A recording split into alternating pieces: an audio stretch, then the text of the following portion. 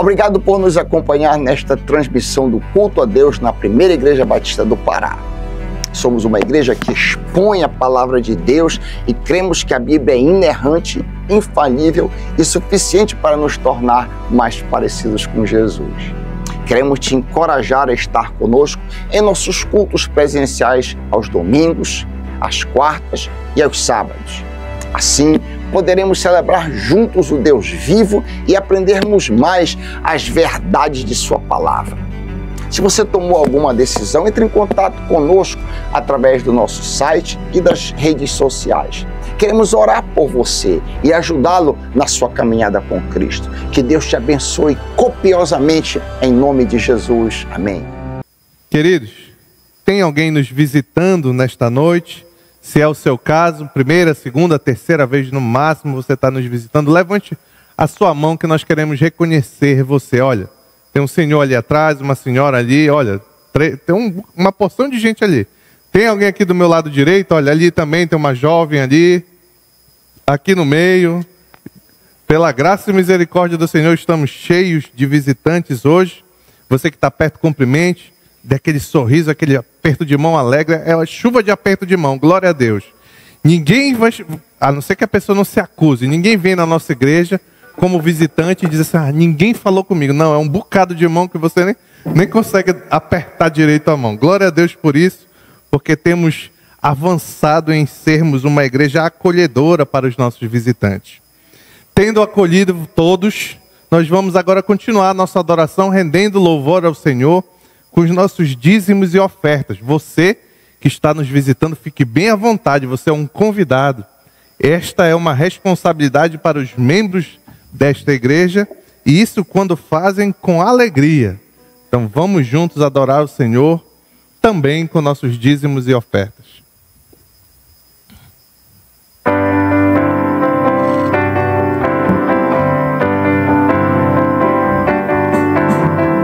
Mais de Cristo quero ver, mais do seu amor obter, mais da sua compaixão, mais da sua mansidão,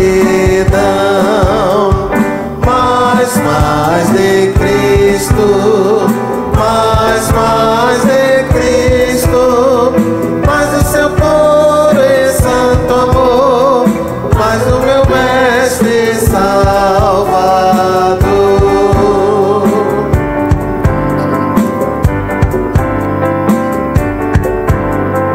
Mais de Cristo compreender, quero a Cristo obedecer, sempre perto dele andar, seu amor manifestar.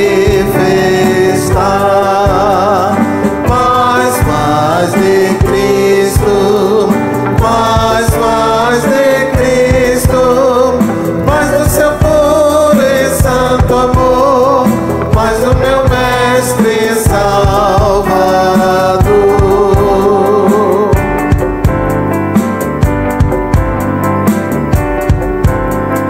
Mais de Cristo transmitir, os seus passos vou seguir, imitando seu viver, vou seu reino promover. Mais de Cristo, mais de Cristo, mais do seu puro e santo amor, mais do meu Mestre Salvador, mais do meu Mestre Salvador.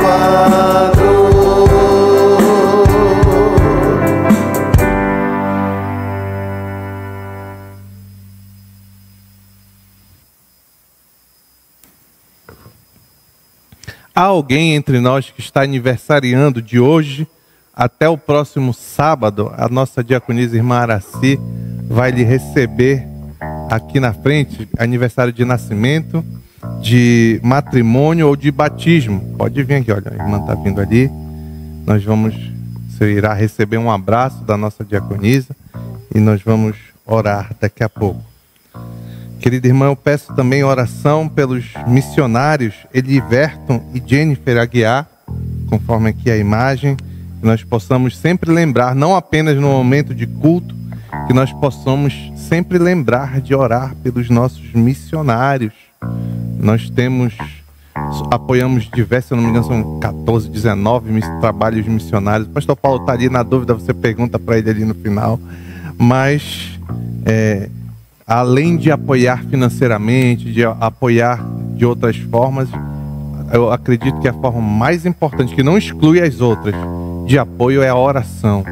Porque nós cremos que a oração tem poder. A palavra diz que a oração do justo muito pode em seus efeitos. E nós cremos nisso, nós cremos na palavra de Deus e nós podemos ajudar aqueles irmãos que às vezes a gente nem sabe que dificuldades eles passam.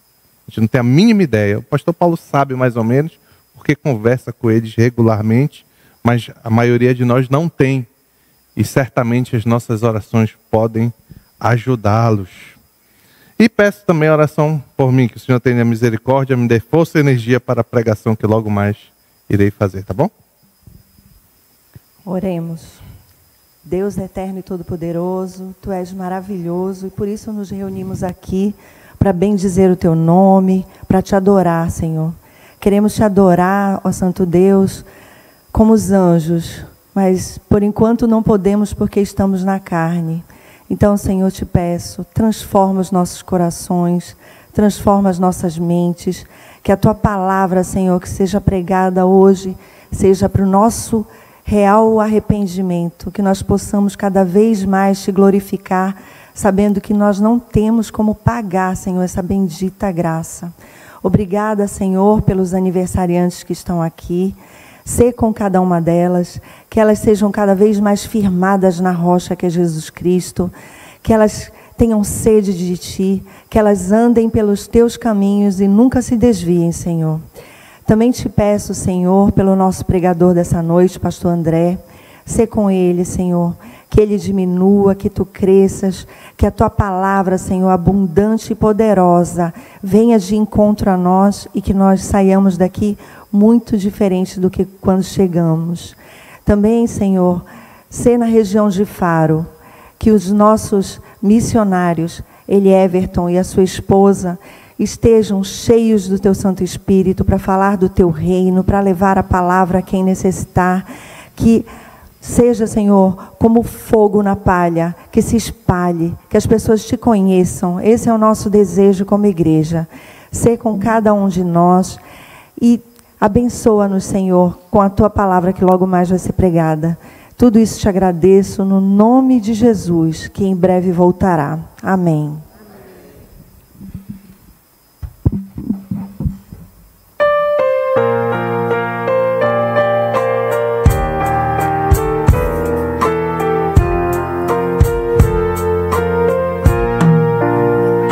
Somos um pelos laços do amor. Somos um pelos laços do amor. Nosso espírito se une ao Espírito de Deus. Somos um pelos laços do amor. Do amor.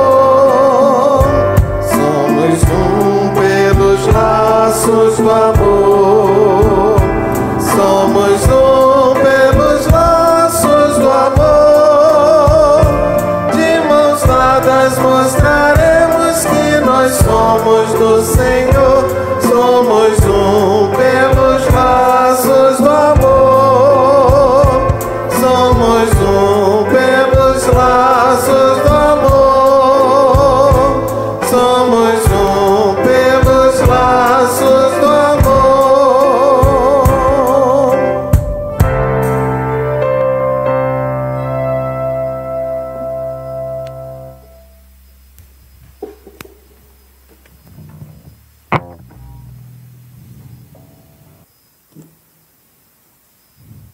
Abram, por favor, a palavra do Senhor no livro do profeta Abacuque. Hoje nós vamos considerar a porção final deste livro, que está lá no capítulo 3, está lá no capítulo 3, versos 17 a 19. Literalmente, o finalzinho deste capítulo, deste livro. Ele fica ali nos profetas menores, depois de Naum, antes de Sofonias, no final do Antigo Testamento. Tá bom? Livro do profeta Abacuque, capítulo 3, versos 17 a 19. Antes de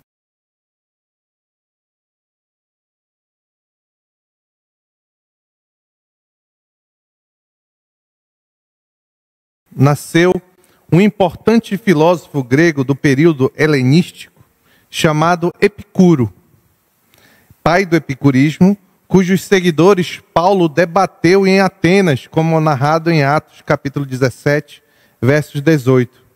O pensamento desse homem era fortemente guiado pela busca de prazer.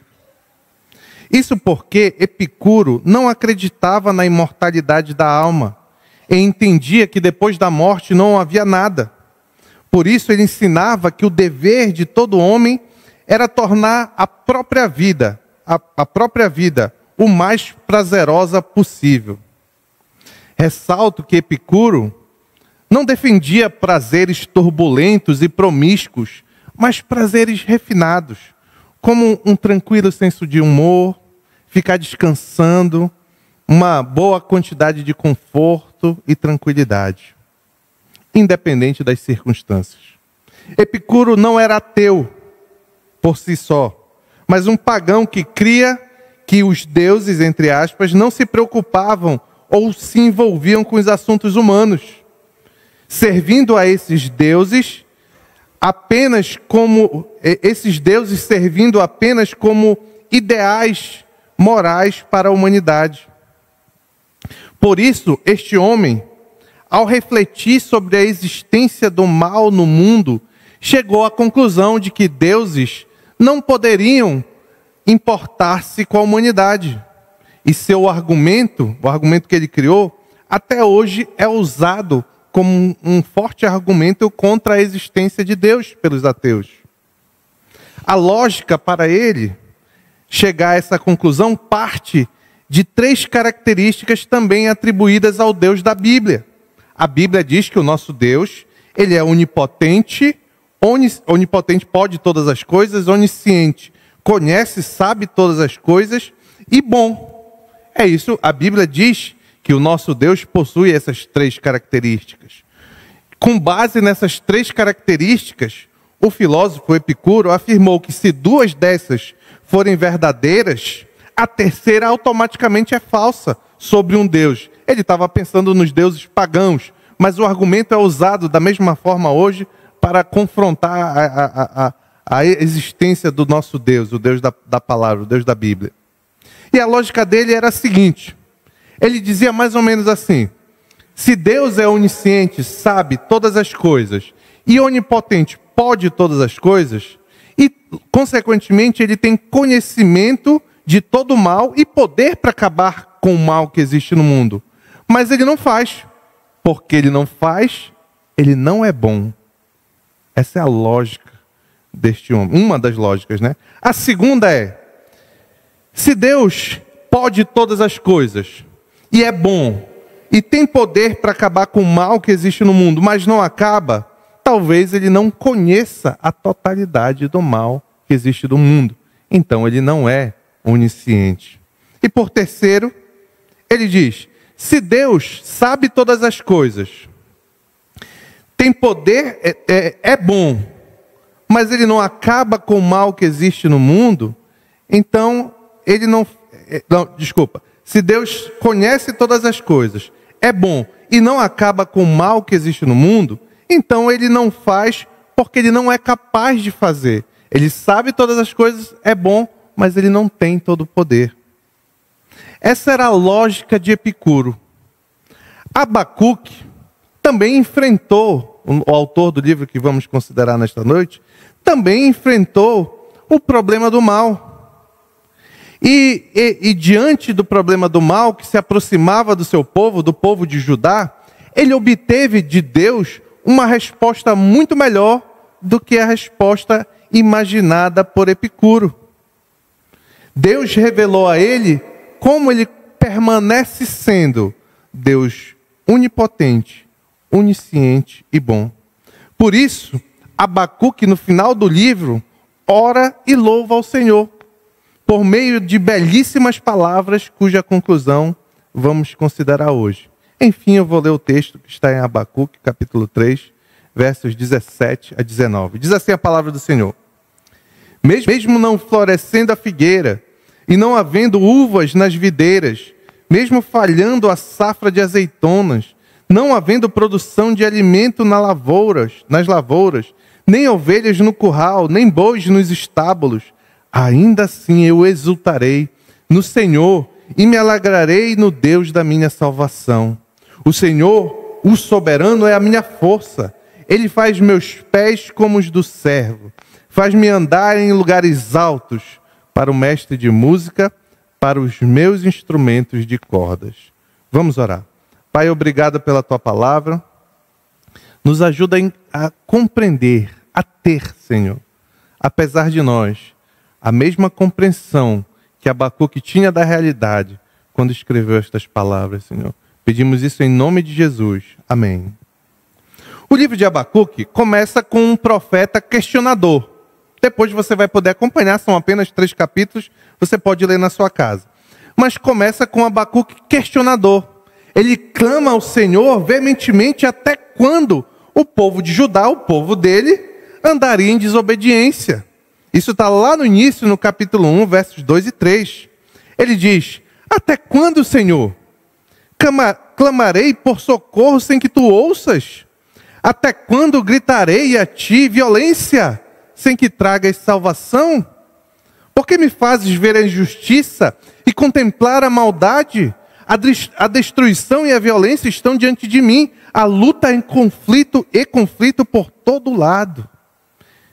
Deus, então, diante do questionamento do profeta, anuncia um severo castigo que viria pela instrumentalidade de um povo estrangeiro.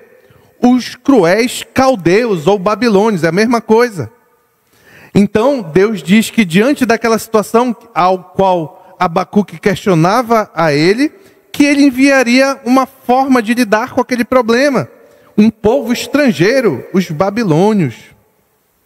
Só que Deus descreve, revela a Abacuque que aquele povo era terrível. A ponto de que Abacuque fica preocupado com aquele violento, aquele sanguinário povo que vinha trazer disciplina, juízo aos pecados de Judá, a ponto dele achar que Deus perdeu a mão e que por isso o castigo que Deus traria seria pesado demais e todo o povo de Judá seria morto, extirpado da face da terra. Isso ele deixa claro este pensamento lá em Abacuque 1:12, quando ele pergunta na tradução da Ara, isso aqui está em forma de pergunta: seremos destruídos, Senhor? Então, diante de um segundo questionamento, funciona assim, meus irmãos. O profeta, ele diz: olha, até quando? O povo está muito bagunçado. Aí Deus diz: não, calma, eu vou mandar um povo terrível, os caldeus. Depois você lê a descrição desse povo, que Deus faz uma longa descrição. E aí ele fica aterrorizado. Seremos destruídos? Aí ele questiona Deus de novo. E diante do segundo questionamento, Deus revela algo que foi encorajador para Abacuque. Ele diz o seguinte em Abacuque 2:4, um texto central para entender este livro. Escreva, Abacuque. Escreva aí, Abacuque. O ímpio está envaidecido, os caldeus, soberbos, poderosos. Seus desejos não são bons. Mas ele diz: mas o justo viverá pela sua fidelidade. Em outras palavras, Deus disse para Abacuque que mesmo que viesse aquele terrível exército estrangeiro trazer juízo, o justo, o remanescente de Deus, os fiéis ao Senhor, sobreviveriam pela fé, pela fidelidade ao Senhor. A partir de então, nós vemos um claro amadurecimento e o aumento na fé do profeta, que entendeu que por trás de todos aqueles eventos narrados, Deus traria ao seu povo disciplina, mas também traria salvação. O justo continuaria vivendo pela fé. E depois Deus revela que para os babilônios traria justiça. Com esta nova compreensão, na última porção do livro, Abacuque passa a refletir sobre como pessoalmente ele passaria por tudo aquilo que se aproximava, por aquele povo estrangeiro e poderoso que vinha trazer juízo. Nós sabemos que isso aconteceu e o povo foi levado cativo para a Babilônia alguns anos depois. E na reação do profeta Abacuque ao refletir sobre como ele passaria por tudo aquilo, nós vamos ver que Abacuque sai de um reverente espanto e passa a uma paciente espera, como lemos em Abacuque capítulo 3, verso 16. Acompanhe aí na sua Bíblia.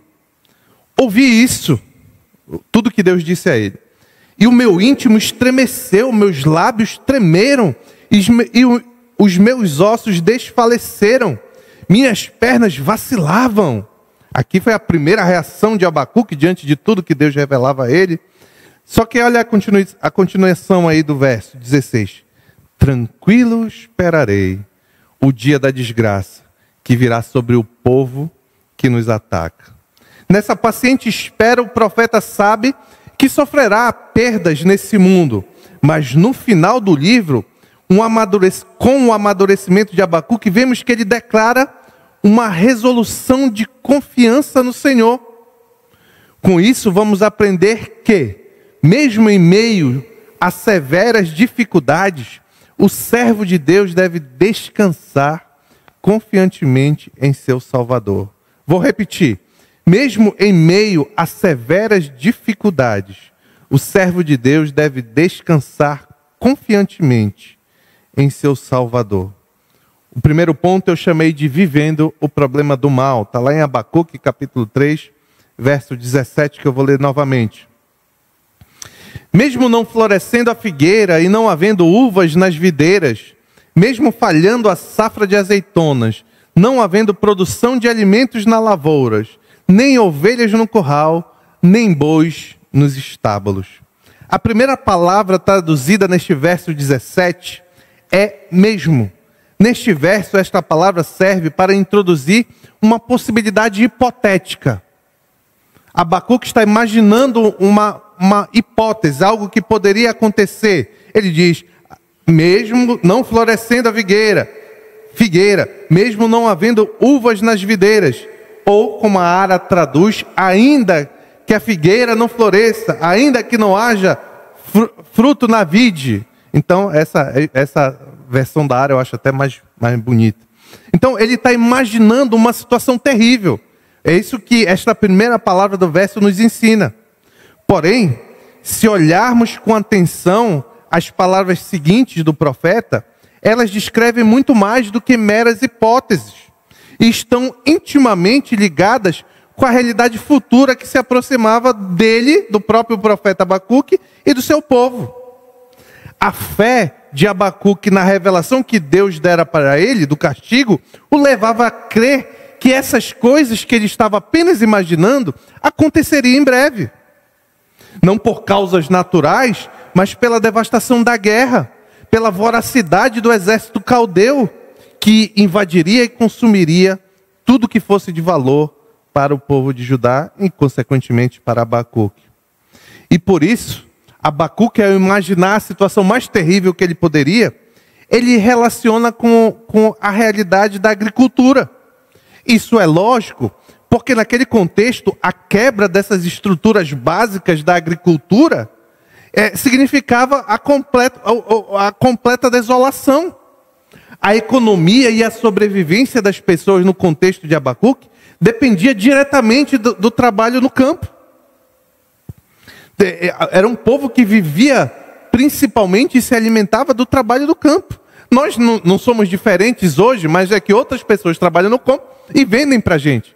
Ali era principalmente, o trabalho era de trabalhar no campo e se alimentar do campo. Então, se essas estruturas básicas fossem levadas, fossem destruídas, sobrava muito pouco para o povo ou nada.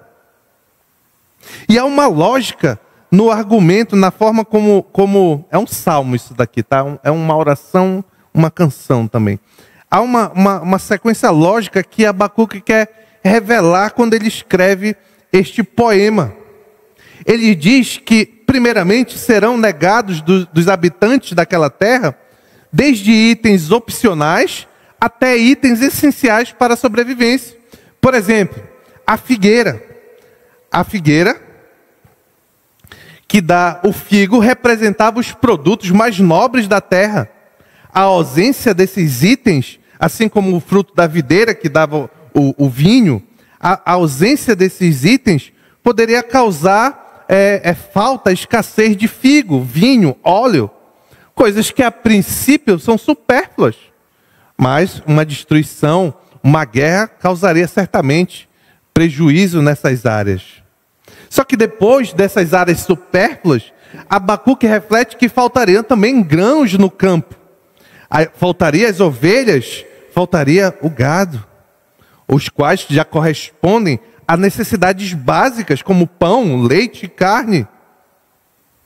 Lembrem que a revelação de Deus a Abacuque não apresentou algo inédito. Abacuque conhece muito bem, como um profeta, como um sacerdote, conhece muito bem a lei mosaica, que diz que sempre que o povo se afastasse de Deus, Deus traria castigo, severo castigo, principalmente na questão material, na antiga aliança ali com o povo de Israel.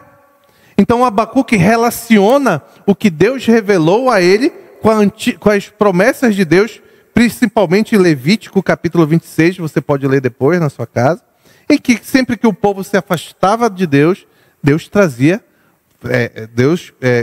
castigava o povo severamente e afastava a sua bondosa mão, especialmente nas questões materiais na antiga aliança. Então, diante de toda essa experiência do que foi revelado a ele e do que ele conhecia, Abacuque ficou muito preocupado.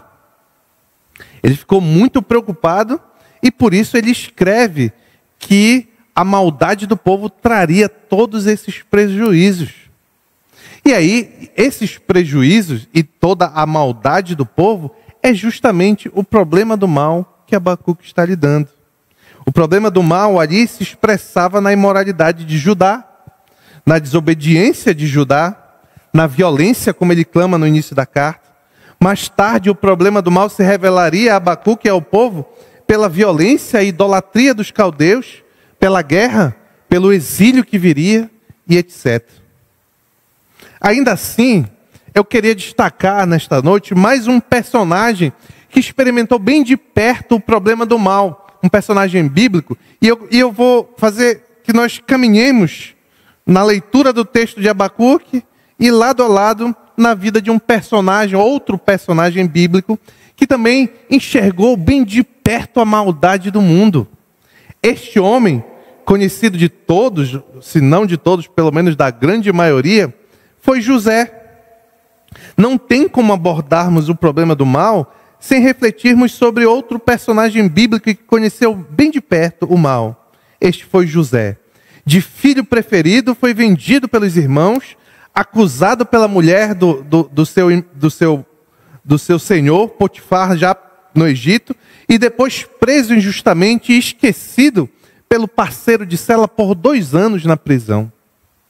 Um homem que, à semelhança de Abacuque, também enxergou muito bem a maldade deste mundo caído. E neste primeiro ponto, o que eu e você podemos aprender com esses 2 homens, com esses 2 exemplos? A primeira coisa que salta aos olhos é a verdade tão maltratada pelas igrejas da prosperidade e do coach, de que o servo fiel de Deus, como Abacuque, especialmente como José, o servo fiel de Deus passa por sofrimentos nesse mundo.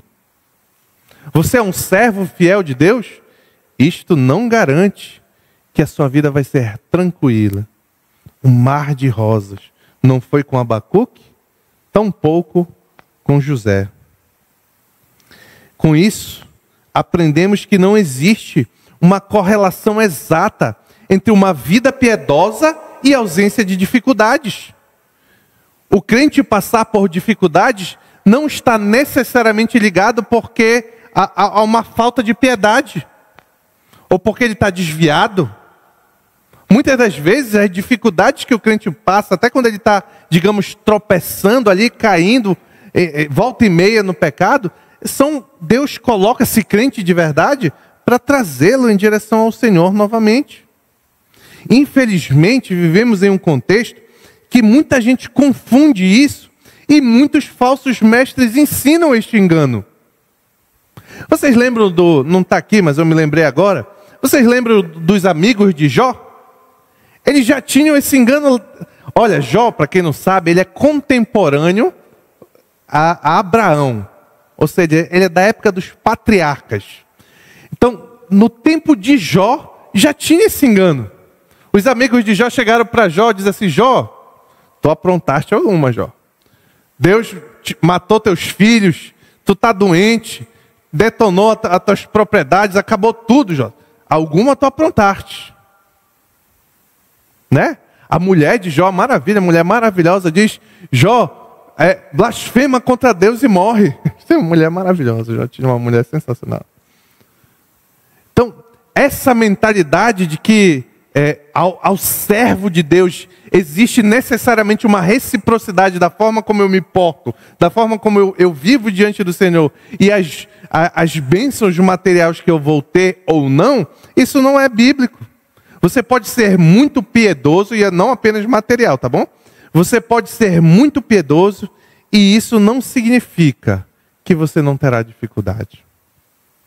Não compreender isso é um problema terrível, como eu já disse. Quando nós passamos por lutas severas, se não entendemos essa realidade, podemos questionar a Deus. Senhor, eu te sigo, Senhor. Eu faço o meu devocional todo dia. Eu oro, eu vou lá para a Primeira Igreja Batista do Pará, eu ouço pregação semana após semana. Eu me esforço sinceramente para viver dessa forma. Por que eu estou doente, Senhor? Por que eu estou desempregado? Por que meu relacionamento não deu certo? Por que eu estou passando por dificuldades financeiras? Eu tenho me esforçado, Senhor. Estou até andando direitinho há um tempo. Não é justo, Senhor. Aí é o perigo. É entender a justiça de Deus com os nossos olhos. É como o Abacuque fez no início do livro. Até quando, Senhor? Até quando o povo vai fazer isso? Eu nunca esqueço uma experiência que eu fui pregar numa igreja, fui dar um testemunho numa igreja. E o meu testemunho, alguns poucos aqui acho que já ouviram, o meu testemunho, ele envolve muito sofrimento. E aí, eu falei lá e tal, falei sobre o sofrimento. Aí no final, algumas irmãs me cercaram ali, no final do culto, e disseram assim: olha, pastor, irmãs antigas de igreja, muito obrigado. Porque as pessoas me perguntavam por que eu era crente e passava por dificuldades, e eu nunca soube explicar. O que isso mostra? É triste, isso não é alegre, isso é triste. Isso mostra que as pessoas estão ensinando aí que existe uma relação direta entre você ser santo, agradável a Deus, e viver uma vida confortável. Não é esse o ensino das Escrituras. Na verdade, meus irmãos, parece que é justamente o contrário. Quando nós estamos nos vales mais profundos, é que a presença de Deus na nossa vida tende a se tornar mais perceptível. Você já experimentou isso? Eu lembro que uma vez eu estava numa maca. Para quem não sabe, eu tenho medo eu tenho síndrome do jaleco branco, eu não gosto de médico não. A minha pressão sobe, eu fico nervoso e tal. Mas um dia, eu estava numa maca, pronto para fazer uma cirurgia, com 10% de chance de ter êxito. Os 90% era de morrer. E ali eu senti uma paz. Uma paz inexplicável. Não, é explicável. Eu vou dizer daqui a pouco. Mas inexplicável para mim. Porque eu estava passando por um sofrimento. Ninguém quer passar por isso. Mas ainda assim, eu senti a presença de Deus mais fortemente naquele momento. Devemos lidar com as dificuldades da vida biblicamente, não como o mundo diz, como o mundo ensina. Exatamente como ensinou o apóstolo Paulo em Filipenses capítulo 4, versos 6 e 7. Não andem ansiosos por coisa alguma, mas em tudo, em todas as dificuldades, sofrimentos, lutas, batalhas, etc., pela oração e súplicas e com ação de graças, com coração grato, apresente seus pedidos a Deus. E está aqui a paz que eu disse que é explicável. E a paz de Deus, não é qualquer paz, não é a paz do mundo, não é a paz das circunstâncias, mas a paz de Deus, que excede todo o entendimento, guardará o coração e a mente de vocês em Cristo Jesus. Talvez você tenha chegado aqui nesta noite para ouvir que você não vai sofrer, que você não vai passar por dificuldades. Mas o tiro saiu pela culatra. Sofrer faz parte da vida do povo de Deus. Não é opcional. O mundo é caído. Nós, cristãos, fomos salvos, separados, regenerados para Cristo. Desde antes da fundação do mundo, como o pastor Paulo tem pregado na carta de Paulo aos Efésios. Mas ainda estamos no mundo que jaz no maligno. E por isso eu e você passaremos por sofrimentos, não é opcional. Vamos experimentar o mal deste mundo inúmeras vezes. Como Jesus disse aos seus discípulos em João 16:33. Eu lhes disse essas coisas para que em mim vocês tenham paz. Olha aí, a mesma paz, é a mesma paz. Neste mundo vocês terão aflições, contudo, tenham ânimo, ou tenham bom ânimo, como outra tradução diz. Eu, Jesus, venci o mundo. Segundo ponto. Aprendendo com o problema do mal. Lá no verso 18, Abacuque registrou o seguinte. Ainda assim, eu exultarei o Senhor e me alegrarei no Deus da minha salvação. Na sequência, no verso 18, vamos ver o grande nível de maturidade alcançado pelo profeta Abacuque. Abacuque abertamente reconhece a perda iminente de luxos, bem como de necessidades vitais, como lemos no primeiro ponto, mas diferente do início do livro, a intenção agora do profeta não é se queixar, mas abençoar o povo com sua nova e forte fé. Abacuque agora possui uma fé inabalável e nas piores circunstâncias permanece confiante e se alegrando no Senhor. Por isso ele diz ainda que a figueira não floresça e que não haja fruto na vide, não haja gado, não haja nada, ainda assim eu exultarei no Senhor e me alegrarei. Essa alegria do profeta era fruto da compreensão de que o Senhor era o Deus da salvação dele. Ou seja, Abacuque expressa a confiança que o Senhor, ao fim de tudo, efetuará a salvação e o livramento dele e do povo fiel. Aquele, como eu disse antes, que vive pela fé. Lembrem, em uma perspectiva do Antigo Testamento, salvação não se refere apenas a uma realidade espiritual, como geralmente nós da Nova Aliança cremos, mas inclui também bênçãos materiais, como, por exemplo, José, que foi salvo depois da condição terrível, Jó, que foi salvo depois da condição terrível que estava, tendo tudo restabelecido pelo Senhor. Então, no Antigo Testamento, sempre que você lê a palavra salvação, você pode ter em mente, deve ter em mente uma salvação futura e espiritual do povo, mas não apenas. Também uma salvação de restaurar aquilo que foi destruído.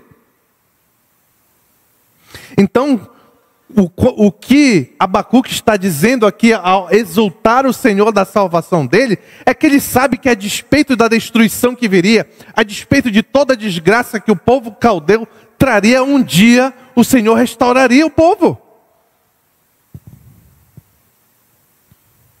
Essa libertação do exílio babilônico, nós sabemos que ocorreu com a derrota dos caldeus por Ciro, que depois sabemos pela palavra do Senhor que Ciro foi usado pelo Senhor, e Ciro depois liberta o povo do exílio babilônico. Então, enxergando aquilo que o Senhor revelava para ele, Abacuque, apesar das circunstâncias do momento atual, ele tinha uma perspectiva do futuro. E nós podemos desdobrar essa perspectiva em duas fases. Uma salvação material, que o povo experimentou ali em Ciro, e retornando para Jerusalém, mas principalmente uma salvação última, final e espiritual. É interessante notarmos neste livro esta transição do profeta. Ele inicia queixoso, murmurador, mas então termina jubiloso, adorador, porque ele entende que, a despeito de qualquer circunstância, ele confia no soberano Senhor. Por isso vemos na conclusão do livro que as circunstâncias desesperadoras não mudaram. Não mudaram, o povo ainda viria quando Abacuque escreveu o 3º capítulo, os caldeus. Isso não mudou, mas o que mudou foi o coração do profeta. Abacuque, como eu já disse, foi de questionador, murmurador para adorador. Portanto, se as circunstâncias do mundo não justificam a mudança do profeta, certamente essa mudança tem origem divina. Deus concedeu a Abacuque a paz de Deus, que excede todo entendimento. Este mesmo comportamento de adorador, de devoção, de viver diante de Deus, foi o comportamento de José nas piores circunstâncias que ele enfrentou. Apesar de tudo que José sofreu, não vemos José se queixar diante de todo o mal. Eu fui vendido. Eu estou trabalhando como governante da casa de Potifar. Eu fui acusado injustamente. Não vemos José proceder desta forma. Nós vemos que, mesmo diante de todos os anos que ele sofreu bastante, uma bela nota ressoa no livro de Gênesis sobre o caráter de José. O texto que repete algumas vezes quando a história de José é narrada. Diz assim: e José temia o Senhor. E José temia o Senhor. E José temia o Senhor. Esse temer ao Senhor é bem parecido com o sentimento de Abacuque agora no final do livro. Ele sabia que tudo que ele passava, tudo que ele vivia, tudo que ele fazia diante de Deus. E ele confiava no seu Deus. Ou seja, ele temia ao Senhor em todas as circunstâncias. Esse é o tipo de contentamento e confiança que Abacuque e José tinham, que eu e você somos chamados a replicar, mesmo que em meio a lutas. Na verdade, para nós, na nova aliança, que a revelação do Senhor foi completada, a palavra de Deus, Antigo e Novo Testamento, na verdade, nós somos chamados a uma convicção ainda mais profunda. Como nós lemos em Tiago, capítulo 1, versos 2 e 3. Abacuque e José enfrentavam as dificuldades confiando no Senhor, temendo e vivendo diante do Senhor. Assim como Abacuque amadureceu e passou a fazer no final do livro, quando ele escreve o salmo que estamos considerando. Mas Tiago, já no Novo Testamento, ele aprofunda mais a atitude que eu e você devemos ter. Leia lá Tiago capítulo 1, versos 2 e 3. Eu vou ler e você acompanha na sua Bíblia. Meus irmãos, considerem motivo de grande alegria o fato de passarem por diversas provações, pois vocês sabem que a prova de sua fé produz perseverança. Olha, não só eu vim nesta noite dizer para vocês que se vocês forem crentes piedosos, vocês não terão uma vida somente de alegria, como também nós lemos agora à luz da palavra do Senhor, que nós devemos nos alegrar mesmo no sofrimento. A nós, que a revelação é mais completa do que José e Abacuque tinha, é esperado que nós tenhamos um comportamento melhor. Não só confiar, não só temer ao Senhor em todas as circunstâncias, mas considerar o sofrimento motivo de alegria. E esses homens a quem Tiago escreve este texto, eles estavam passando por muitos sofrimentos. Eram judeus que, por se converterem ao Senhor Jesus, foram expulsos de suas terras. Foram mandados embora das suas casas perderam tudo, eram processados com calúnias e difamações, eram condenados só porque decidiram seguir ao Senhor Jesus. É para esses homens que certamente tinham uma vida bem pior do que a maioria de nós aqui, se não todos nós, é que Tiago escreve: considerem por motivo, não é de alegria, considerem por motivo de grande alegria passarem por todo tipo de provações. E aí cabe uma pergunta para mim e para você: quanto do nosso estado, quanto do seu estado de espírito depende das circunstâncias? O quanto o seu estado de espírito depende da confiança no Senhor Jesus Cristo? São duas perguntas antagônicas. Por exemplo, quando você percebe que naquele mês as contas não vão fechar, não vai dar certo, como é que você fica? Quando você passa por um momento ruim no seu relacionamento e você está tendo dificuldades em lidar com aquilo, como é que você fica? Será que questiona: Senhor, até quando eu vou passar por isso? Eu já orei essa tolice algumas vezes, agora eu estou me lembrando aqui. Eu já orei essa tolice algumas vezes. Senhor, até quando? Já deu, Senhor. Já deu. Quando você recebe um laudo de um exame que você está doente, ou alguém que você ama muito está doente, como é que o seu estado de espírito, como é que você fica? Será que você está replicando o modelo de Epicuro, dizendo: ah, não pode, tem alguma coisa aqui, Senhor? Mas Deus planejou o bem para que hoje fosse preservada a vida de muitos. Por que eu editei esse texto? Porque a palavra, no verso 20, a palavra no início, vocês planejaram, é a mesma palavra no hebraico de mas Deus o tornou. Na verdade é uma interpretação. Literalmente está escrito: vocês planejaram mal contra mim, mas Deus planejou o bem. Isso aqui nos ensina que desde o princípio, tudo o que aconteceu com José, acima do plano de maldades que fizeram contra ele, o Senhor planejou o bem. E qual foi o objetivo de Deus preservar José, fazer com que ele fosse governador do Egito? Nós sabemos, para que o povo não morresse de fome, o povo de Israel não morresse de fome. Para que o remanescente fiel, para que os justos continuassem vivendo pela fé.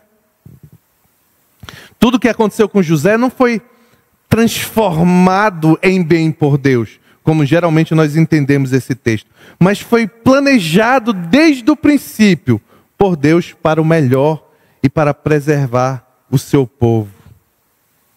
Com isso, eu e você aprendemos que devemos, a despeito das dificuldades, sempre louvar o Senhor com alegria. Porque apesar das dificuldades, a palavra nos ensina que o Senhor planejou o bem para nós. Eu é que sei que plano que tenho sobre vós. Todas as coisas cooperam para o bem daqueles que amam a Deus. Mesmo as lutas, mesmo as dificuldades. Você crê que o nosso Deus, o Deus que nós adoramos nessa igreja, é onisciente, onipotente e bom? Então viva com o entendimento de José e Abacuque. Se somos filhos de Deus e cremos no Deus revelados na Escritura, sabemos que somos mais do que vencedores por meio daquele que nos amou. Sabemos que nada é impossível para Deus e tudo nós podemos, naquele que nos salvou, tudo nós podemos suportar, todas as lutas e dificuldades. Concluindo, Epicuro entendia que a finalidade da vida era satisfação pessoal. Por isso, para ele, era impossível entender as dificuldades da vida e a existência de um Deus onipotente, onisciente e bom. Nós, porém, como Abacuque, devemos crer que tudo acontece com uma finalidade estabelecida por Deus. Sendo que para os crentes, tudo, lutas, dificuldades, doença, luto, etc., tudo redunda em santificação, em transformação segundo a imagem de Cristo. Paulo fala sobre isso, eu já disse e vou repetir. Sabemos que Deus age em todas as coisas para o bem daqueles que o amam. dos que foram chamados de acordo com o seu propósito. Qual é o propósito? Está lá no verso 29. Pois aqueles que de antemão conheceu também os predestinou para serem conforme a imagem de seu Filho. Tudo que eu e você passamos, meu irmão, minha irmã, tudo que já nos fez chorar, tudo que já nos fez temer, tudo que já nos fez sentir angústia no coração, tudo, se você ama a Deus, se você é daqueles que amam a Deus, tudo que você passou, isso lhe moldou, isso fez bem para você, ainda que muitas vezes nós não entendamos como. Nós não somos chamados a entender todas as coisas, nós somos chamados a confiar no Senhor, apesar de todas as coisas. Afinal, um homem inocente ser desprezado, humilhado, torturado, assassinado, parece ser algo mal, correto? Mas Jesus, alguém em sã consciência entre nós, pode dizer que Jesus Cristo morrer na cruz do Calvário foi algo mal? Quem olhou ali, naquele momento lá na paixão de Cristo, que viu tudo aquilo, como seus discípulos, a maioria deles saiu fugida, só ficou João, quem viu tudo aquilo ali, podia achar, não, isso é um mal. Isso é um mal que está acontecendo. Mas Deus usou o sofrimento de Cristo para salvar o seu povo. Olha o bem por trás. Os homens, os judeus, os romanos planejaram o mal. Mas Deus planejou o bem na crucificação, morte e ressurreição de Cristo Jesus. Que eu e você tenhamos esse mesmo tipo de fé que um dia teve Abacuque, que um dia teve José, e que nós possamos, apesar das dificuldades, exultar sempre. Vamos louvar daqui a pouco. Apesar da minha e das suas dificuldades, nós possamos exultar sempre. O Senhor Jesus Cristo, o Senhor da nossa salvação. Em nome de Jesus, amém.